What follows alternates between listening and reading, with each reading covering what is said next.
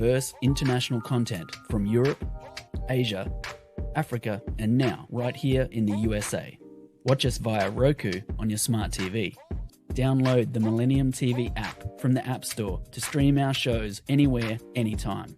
Millennium TV. Welcome to Millennium News 24. Once again, it's an honor to be in the studio and to have live in our studio our guest from last week. We needed a part two because of so much great knowledge that he has from such great experience in government and involved in our communities.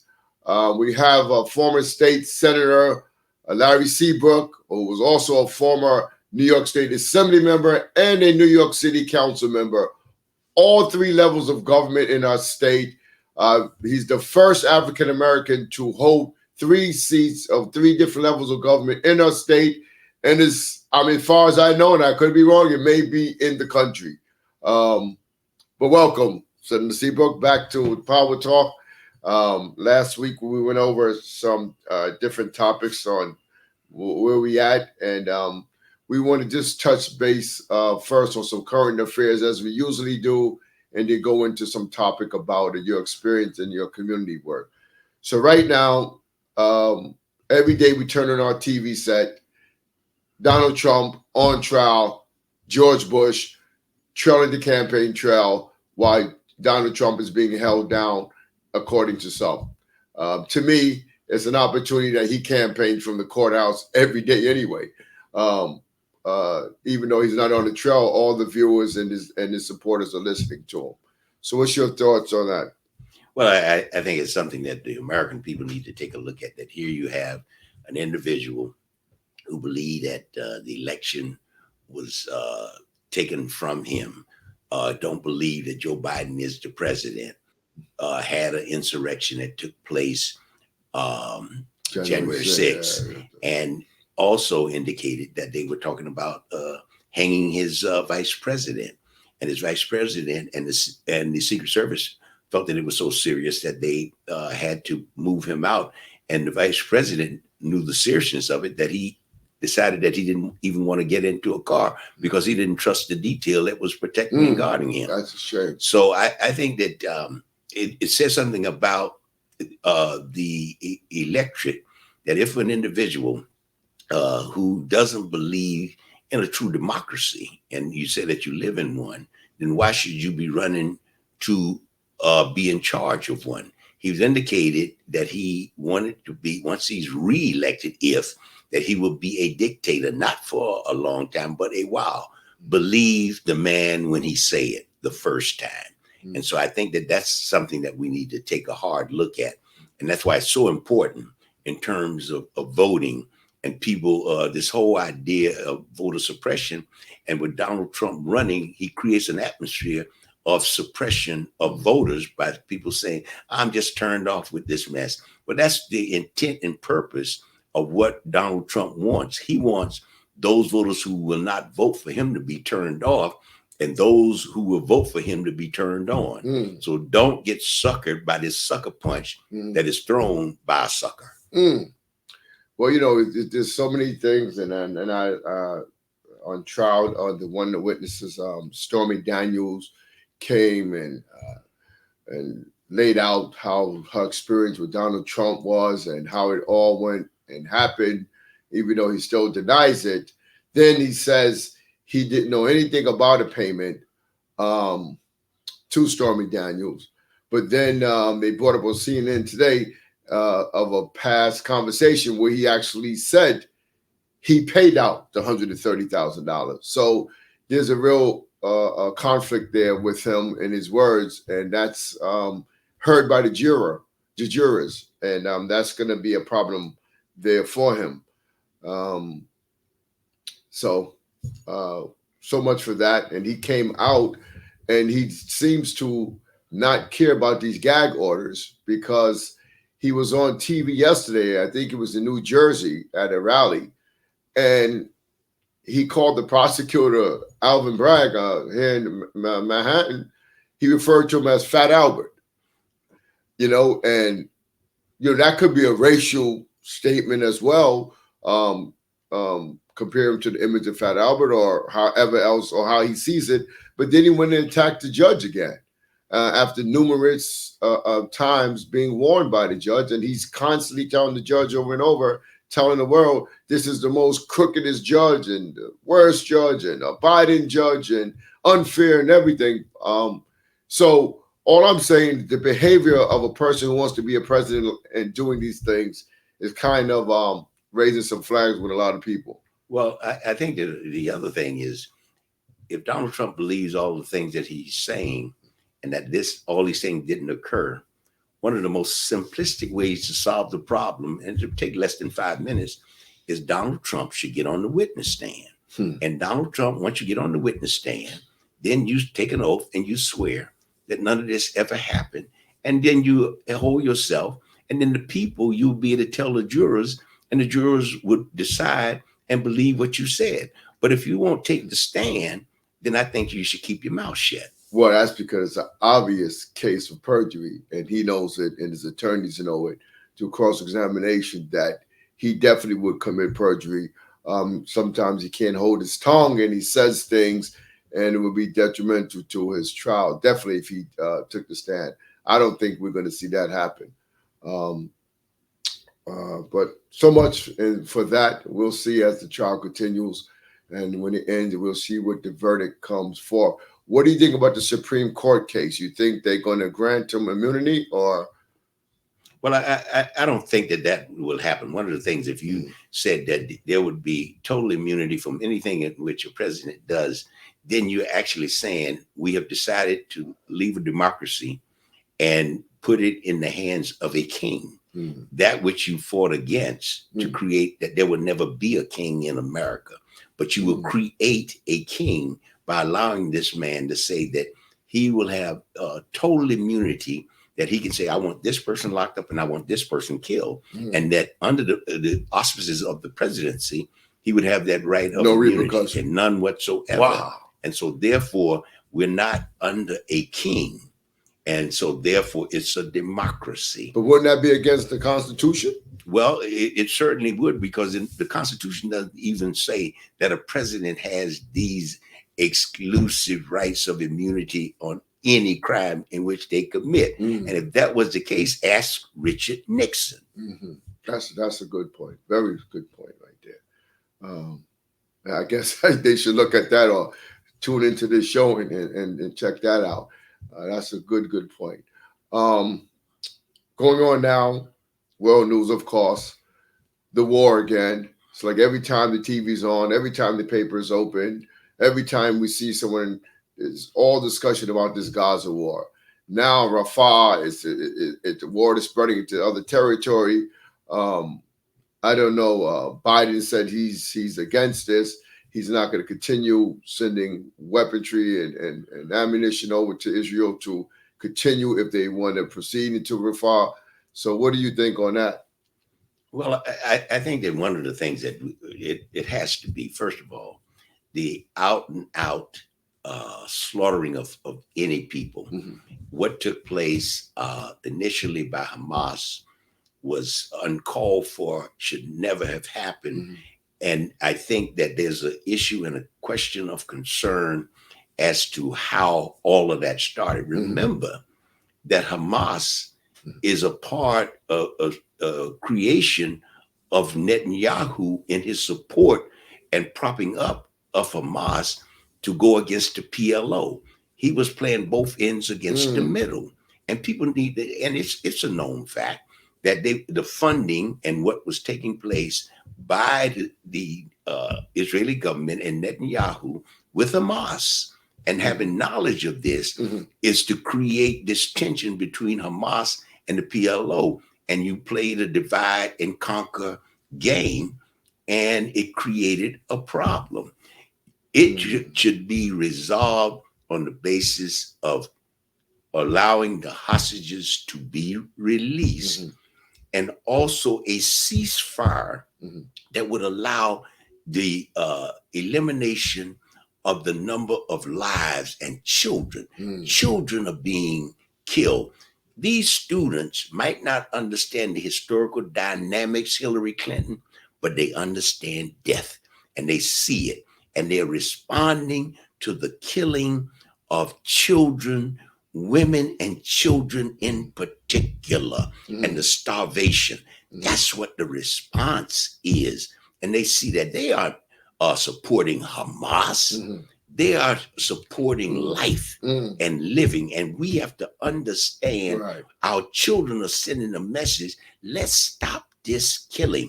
You got to have a two-state solution, because guess what? The United Nations even agreed in 44 that there should be a two-state solution. So why not deal with what was already drafted and is there, that would allow Israel existence and a Palestinian state to be in existence?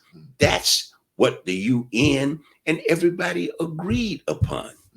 But according to the 50-year war that took place, where Hitler was exterminating, killing Jewish people, and then many of them started to flee into Palestine. As at the time, the king of Palestine was allowing them to come in to give them refuge and protection from this, the killing of them. So then more and more started coming in year after year. Then Palestinian authorities said, now it's getting overpopulated. They could only hope for so much. Their kindness was extended as far as they could. But then the Jewish nation or people forced the United Nations to force Palestine to take them into the country. Well, here's the situation. I think that people need to understand where the root causes of all of this level of colonialism by the British. The British had complete control in terms of this whole particular area. And then after the British still had a mandate and was in charge, but it was a part of the kingdom of Jordan, the Hashemite kingdom. And in the period in which they had, during that particular period, there were Jewish people who were there, not in large numbers, but they were there because of the fleeing from Europe and what was taking place in Europe. And so it was a colony of the British during that particular time. Although Palestine was there, because if you go back and you look and see, they were Palestine passports and everything else that was in existence, although it was under Jordan and that particular rule in which they had. However, the atrocious acts of Hitler and what was taking place, there had to be some sense, and everybody was agreeing that a sense of a homeland for the Jewish people who were run out and ostracized. And remember, the initial place that everyone had talked about and wanted to put them was in Uganda, in Africa. And so, go back and look it up. That's the historical fact. And when they wanted to talk about placing the Jews in Uganda, and that would have created somewhat of a problem, because you also had the placement, and the British had control down in South Africa and other places, because Africa was still being colonized as well during that same particular period. So it was a question of the British was going to allow to take control over Palestine. And that was in terms of the war and what was taking place. And remember, some of the Arab states had some quasi sense of siding with the Germans on particular cases. And therefore it created a friction. And who would the British and the US? And so at that particular time, they created what this thing called the Middle East. There was no such thing, didn't exist. But then they decided, well, we will call it the Middle East. Go back and look at when that term came about. It was not a historical term at all, didn't exist. And so when you have that and see that this was taking place, and then it was a war and people deciding, Hitler came in and it swelled the state, because people had a place to go because of the acceptability. But then after that, the question was, who was the British going to allow to control? And so the British and the US, and then were controlled within the UN, they created the state of Israel, a religious state that they was going to create. And then there should be a Palestinian state that was in existence. So it was like iron fist of force. Right. It was a force, because they had control, because It was a colony that belonged, and you know what colonies mean? Illegal control. Just like it was a colony here in America. They came in, they saw, and they conquered.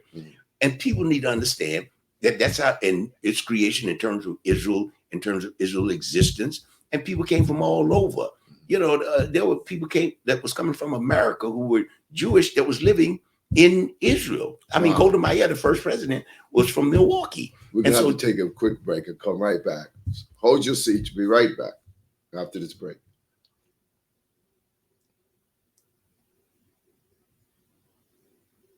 Hello, viewers in America and across the world. This is Eric Stevenson, host of the Power Talk show on Millennium News 24. Tune in every week at Sunday, 1 p.m. Eastern Time, American Time, and also on all of your iOS and Android devices. Also on Smart TV and Apple, Amazon, and worldwide through Verizon Satellite. And also worldwide through www.millenniumtvnews.com and that's www.millenniumnews24.com and through our social media, Millennium News. See you then.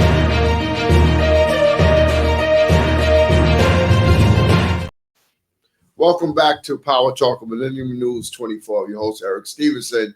We're here in a heated conversation with former Senator Larry Seabrook. So if you want to finish on what we was discussing about the first president, you were saying, of Israel? Yeah, Golda Meir was the first president of Israel. And in her existence, Golda Meir was from Milwaukee. But she had come to Palestine. And in that sense, and they wanted a homeland. And so it was a part of that creation. And so people who sit back and say, you know, most history is done by fait accompli. Israel is there. You're not going to wipe Israel off the map. That ain't going to happen. It ain't marching to the sea. Oh, that's just a mere rhetoric and murder mouthing. That doesn't exist. It's a reality that Israel exists. But Israel has to exist with a Palestinian state has to exist. And they both can exist in the area and how it can be done. They lived there forever. So why decide that you don't want it? But you can't have it that is creating what you had in South Africa. Remember, people need to look at what happened in South Africa, that the minority was ruling the majority. And then they began to have this whole system that is second-class citizenship. And everybody's a first-class citizen under the eyes of the creator. And so therefore you have to be treated as a first-class citizen. And that's not being done. Wow, that's some history there that I don't think CNN or anybody else was having this conversation or revealing such history. I don't know how many people even know about this. But it's good that we're hearing it now. So these Jews now, you were saying about Uganda and other African nations, they said that there were synagogues and there were black Jews in these other parts of Africa even before all of this took place. So where do they play, or what part do they play in all of this? Well, I think let's be very clear in terms of the religion and the whole idea. You relate people to land, history, and culture, and in terms of the religion of people and who were the inhabitants. In a good storybook in terms of the Bible, telling the story of who was where, and it gives you a sense of a location.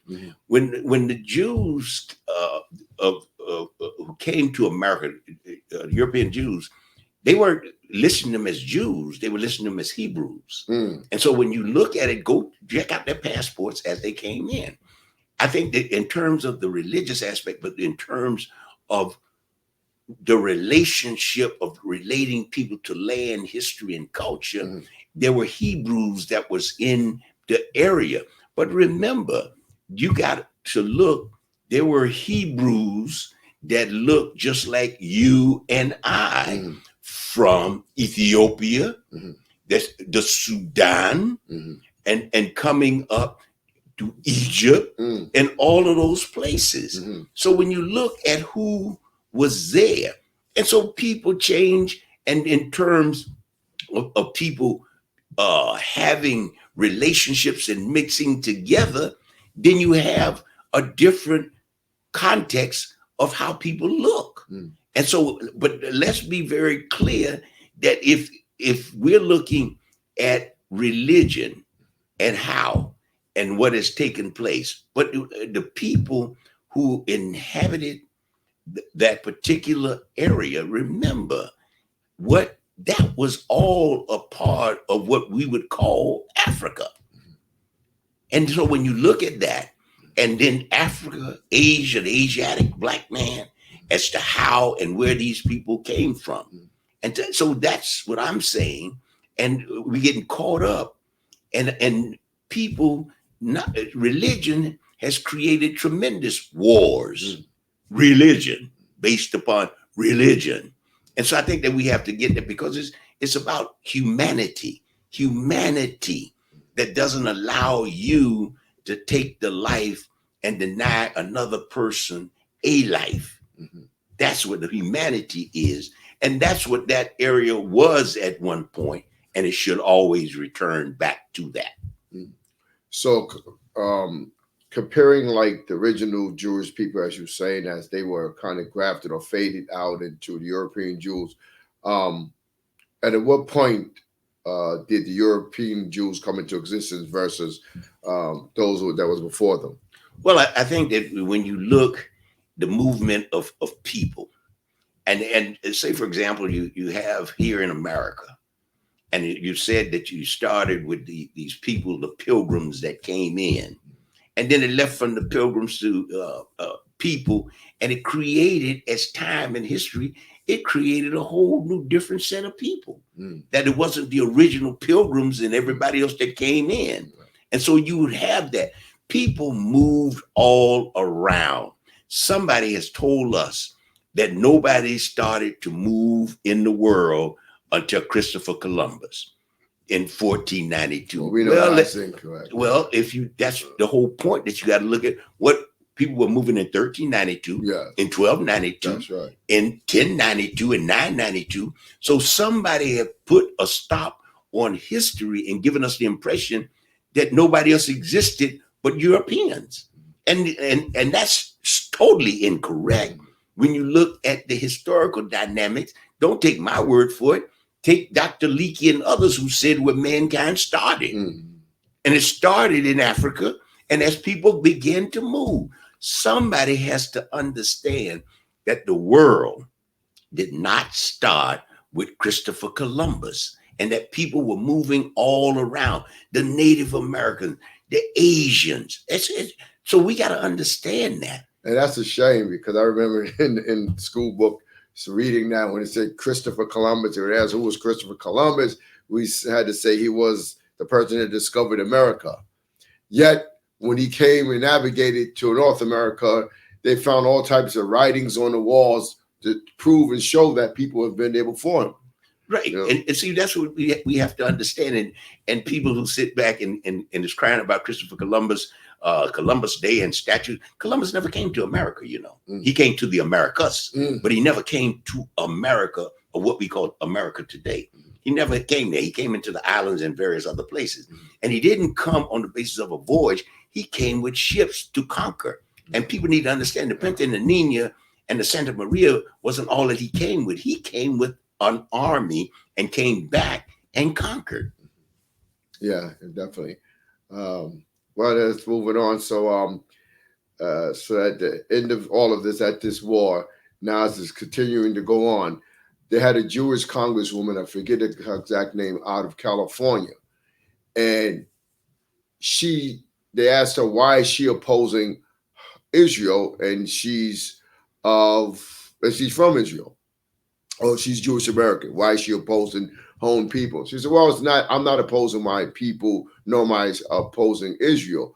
I'm opposing what's going on of, like you just mentioned, about innocent children and women and families who has nothing to do with Hamas and is just being wiped out and killed. And that's what she's opposing.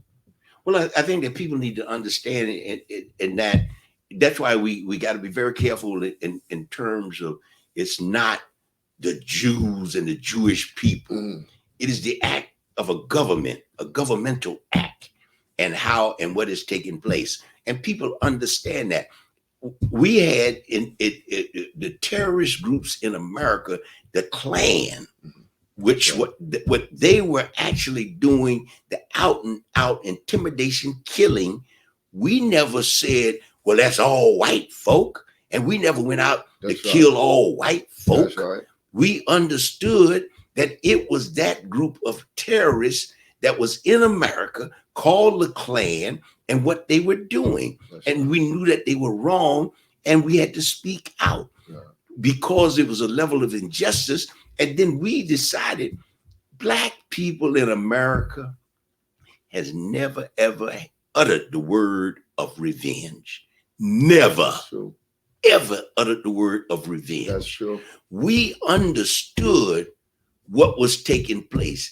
We lived 275 years of slavery in America.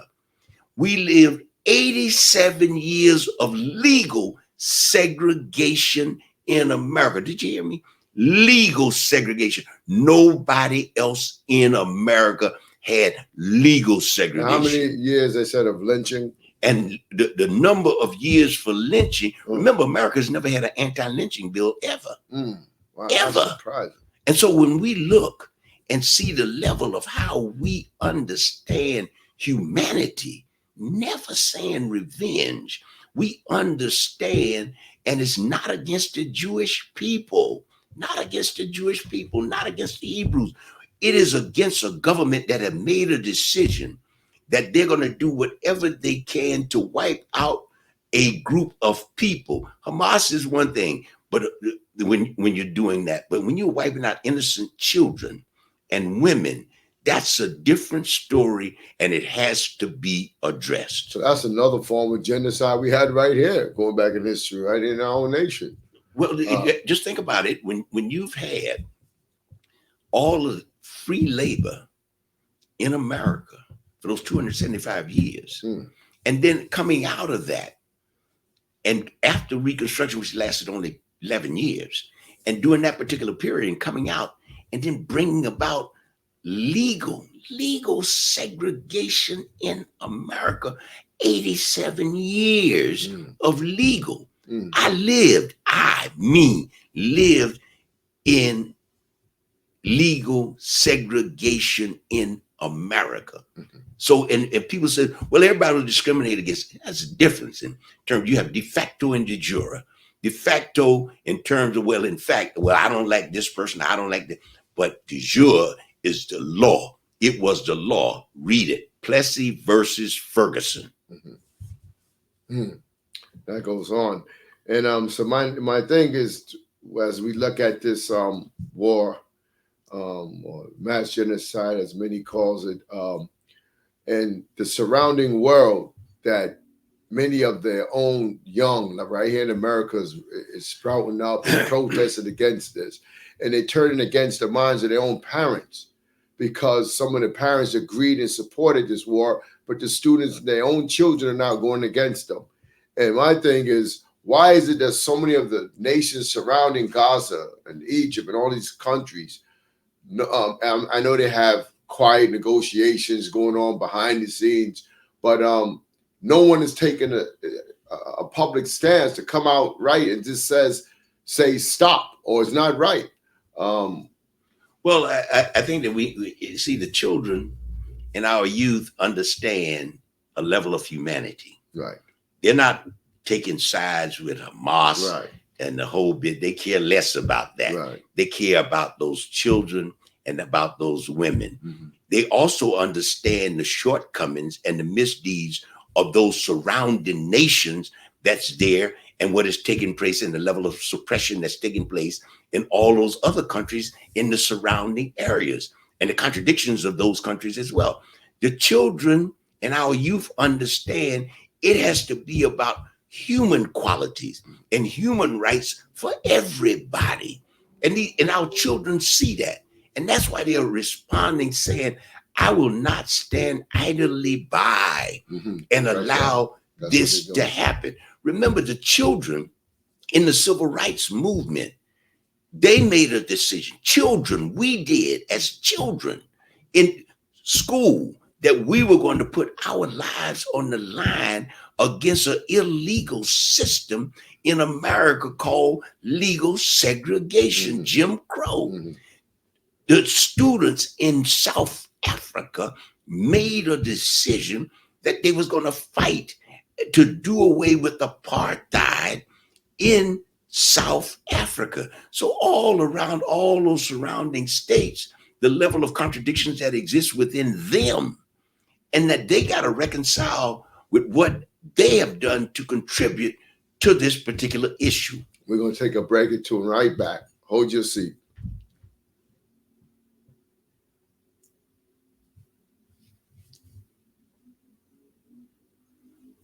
Hello, viewers in America and across the world. This is Eric Stevenson, host of the Power Talk show on Millennium News 24. Tune in every week at Sunday, 1 p.m. Eastern Time, American Time, and also on all of your iOS and Android devices. Also, all smart TV and Apple, Amazon, and worldwide through Verizon Satellite. And also worldwide through www.millenniumtvnews.com and that's www.millenniumnews24.com and through our social media, Millennium News. See you then.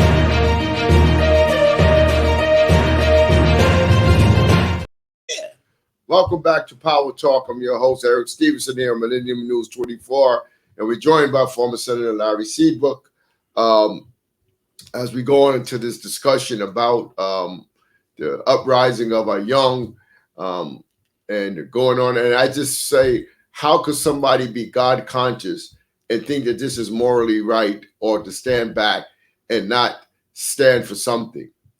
Like Dr. King said, you're just silence. How did he go when he said silence is just as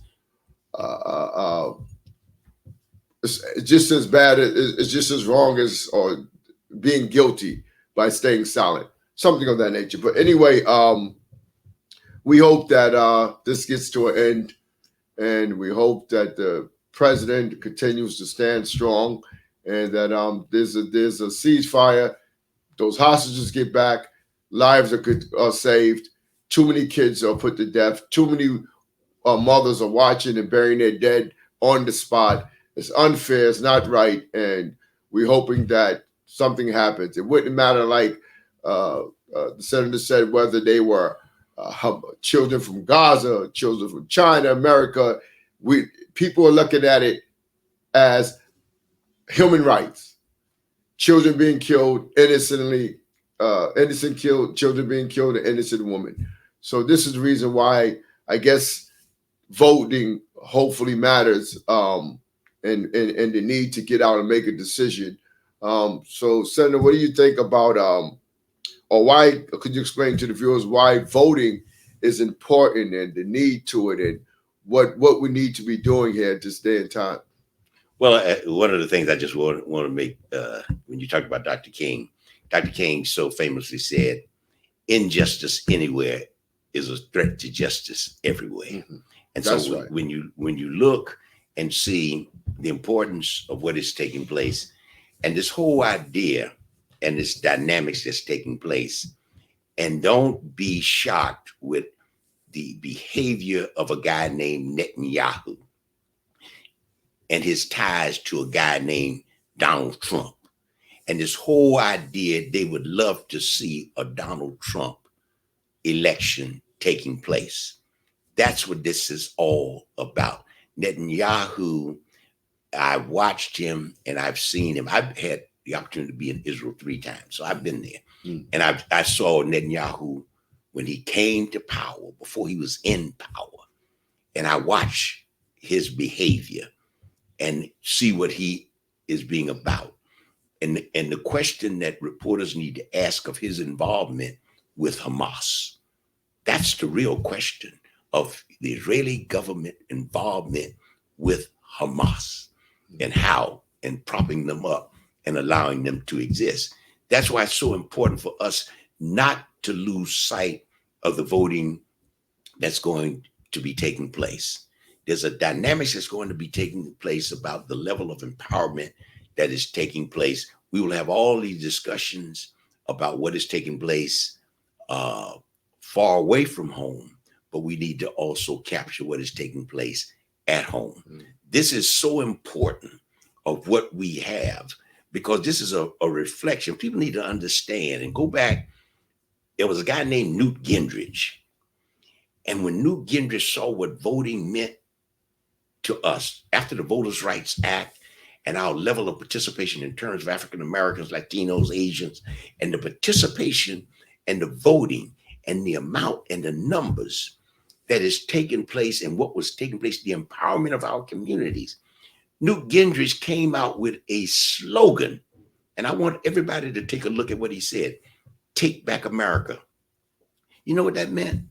Newt Gingrich came to Congress and he looked around and he was there and he saw the empowerment of people that looked like me being chairman of committees.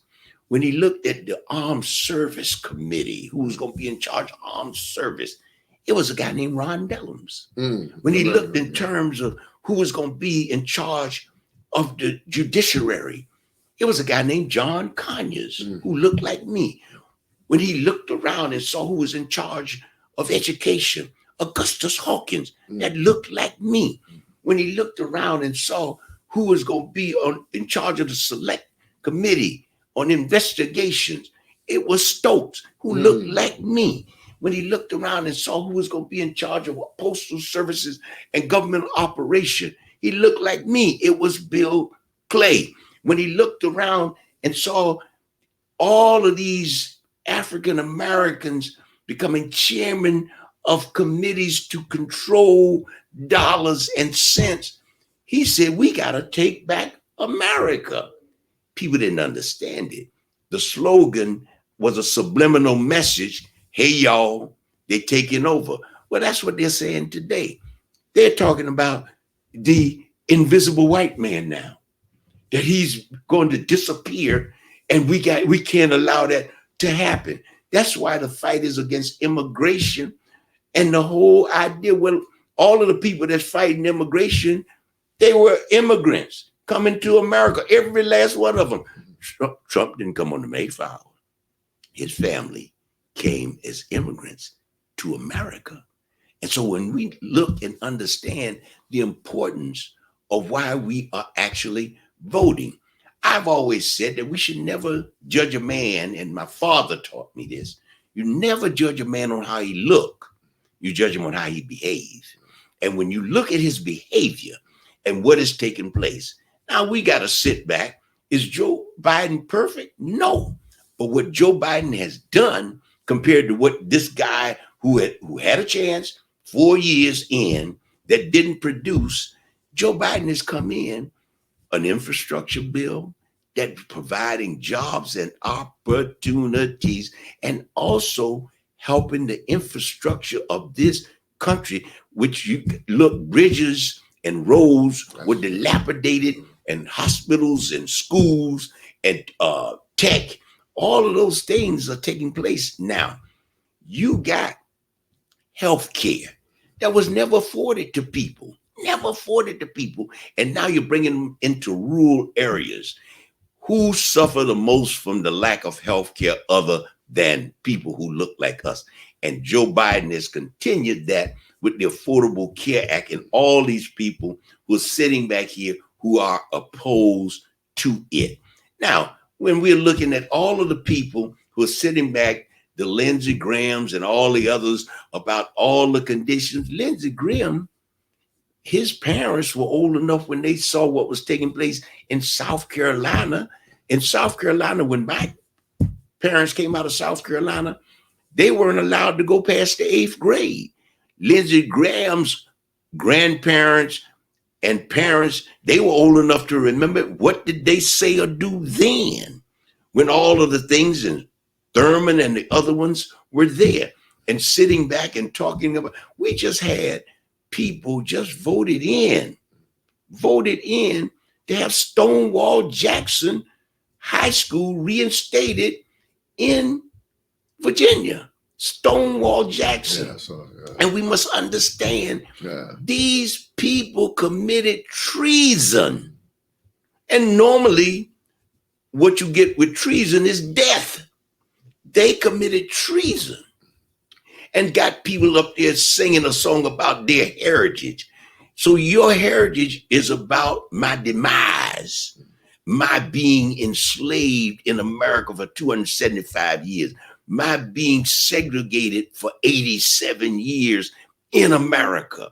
And so that you would allow schools to continuously to be named after Confederate generals who went against this nation. We have never, ever had revenge or went against this nation in any capacity. Any capacity. Don't you think there should be a federal law, or the federal government should have power to prevent states from doing such a thing like that? Well, that's the whole point.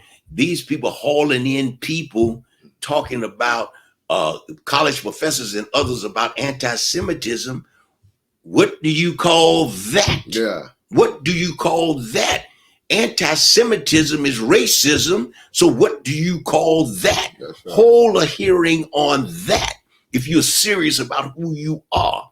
And the speaker, who is from Louisiana, they just got a segregated city that they're trying to create by law. Hold a hearing on that. That's what we need to be talking about. You're not serious about being human beings. All you are is a bunch of hypocrites.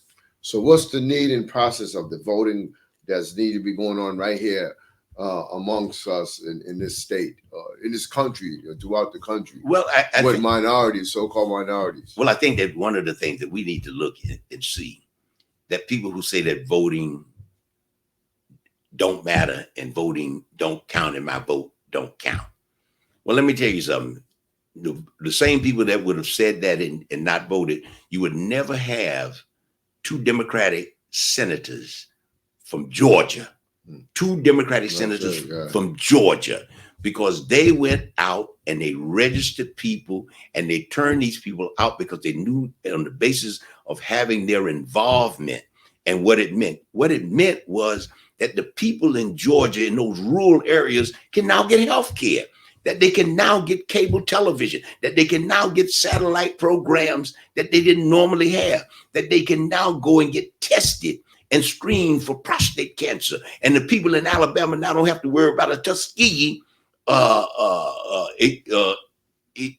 incident that takes place. Now they can go and be checked whether they have syphilis and gonorrhea and all of those things free of charge. And that's what this is about. Joe Biden eliminated debt, student debt. He eliminated the amount of money that, and you know who those people were? People that look just like you and me, that was working as school teachers and police officers and all of those things. It is so important to understand how we use the system in terms of empowering, and education is the system. Historically Black colleges receiving money from Joe Biden that they never received before, and their survival.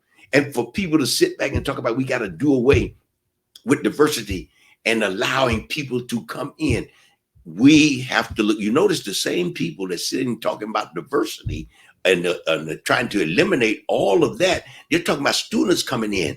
But why aren't you talking about diversifying and addressing the issue of faculty that doesn't have anybody that look like me in various departments in all of the universities, all of them, and especially in Louisiana, especially in South Carolina, all of those predominantly quote unquote white institutions. So what were some of the things you were able to do elected when you was in public office or on the different levels of government in combating these things? Well, one of the things that I look at is that the state of New York.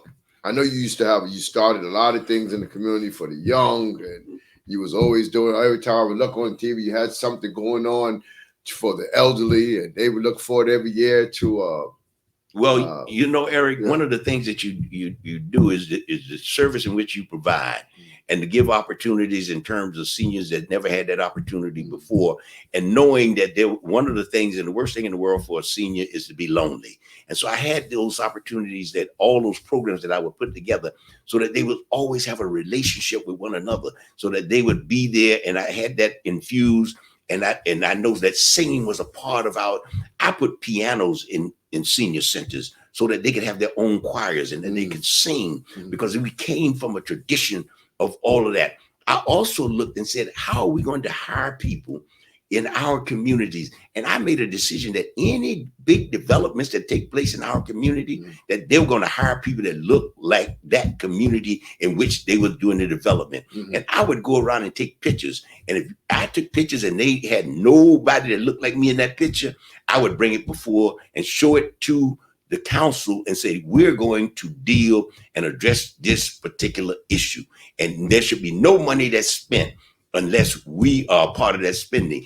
When the World Trade Center, the cleanup, Eric, they spent $5 billion for a cleanup. And guess what? It was a no-bid contract. Wow. Divided up between 3 construction companies and the mob. Wow. Wow, wow, wow.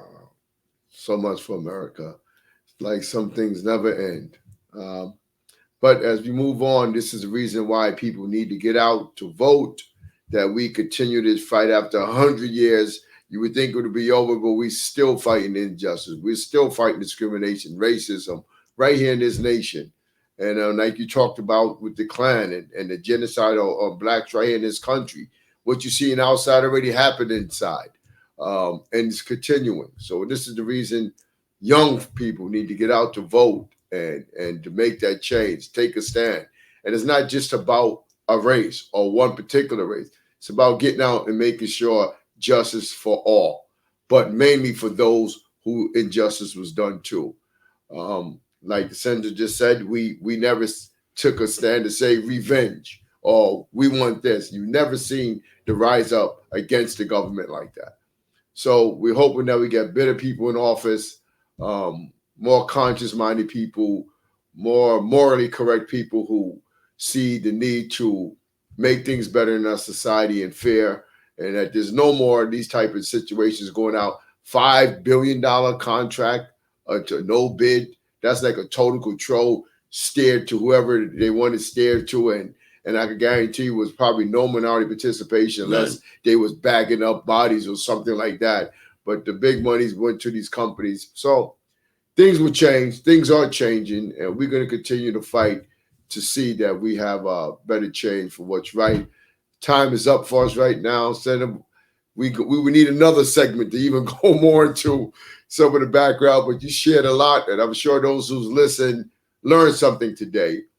That's why it's always good to get your pen and paper out and jot down information so you don't have to take it from where you hear it. You could always research it. But I can tell you, once you research what you heard, you're going to see it's there.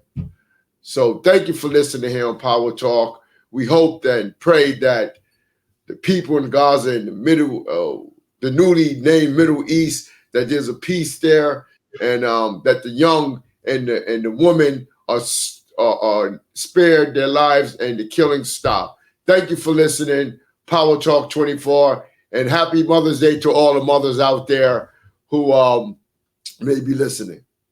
Thank you, and see you next week. Thank you. Yes, sir. Yeah. Yes, sir.